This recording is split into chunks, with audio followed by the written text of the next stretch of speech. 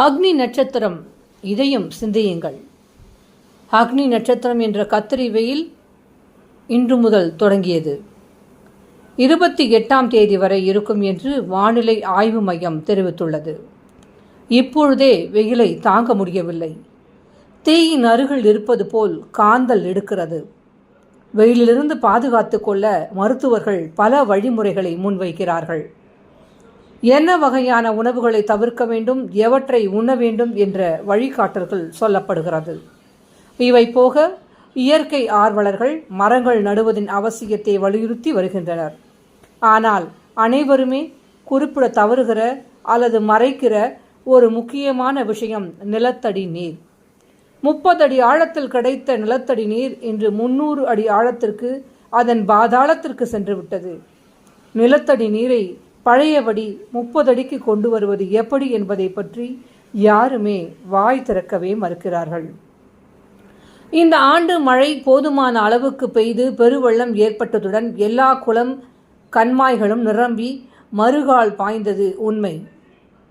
எப்படி பெருகி மறுகால் பாய்ந்ததோ அதே மாதிரி 4 மாதங்களில் கோடை வரும் முன்னே வற்றி போய்விட்டன. காரணம் என்ன? எல்லா நீர்நிலைகளும் பல வருடங்களாக தூர்வாரப்படாமல் மேடேறி போய்விட்டன. போதிய அளவு தண்ணீர் தேங்க ஆழம் இல்லை. பார்ப்பதற்கு நிறைந்து மறுகால் போனது மாதிரி இருந்தது. அடுத்த மழைக்காலம் வரும் வரை தண்ணீர் இல்லை.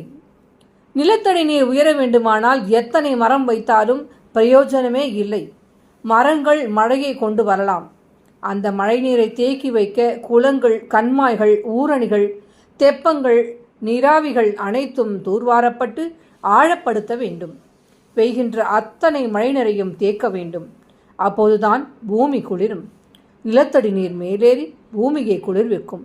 பூமி குளிர்ந்து விட்டால் வெயிலின் தாக்கத்தை உள்வாங்கிக் கொள்ளும் இவ்வளவு வெக்கை வராது.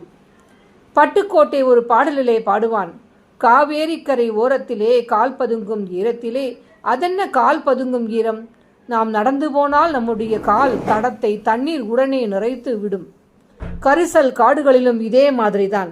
நீரூற்று பிடித்து பாசம் பிடித்து கால் வைத்தால் வழுக்கி விழுகிற அளவுக்கு நீர்ப்பசை இருக்கும். கிணறுகளில் தண்ணீர் கைகளால் குனிந்து எட்டி தொடுகிற அளவுக்கு மேலேறி கிடக்கும். இப்பொழுது எல்லா கிணறுகளும் வறண்டு போய் கிடக்கின்றன.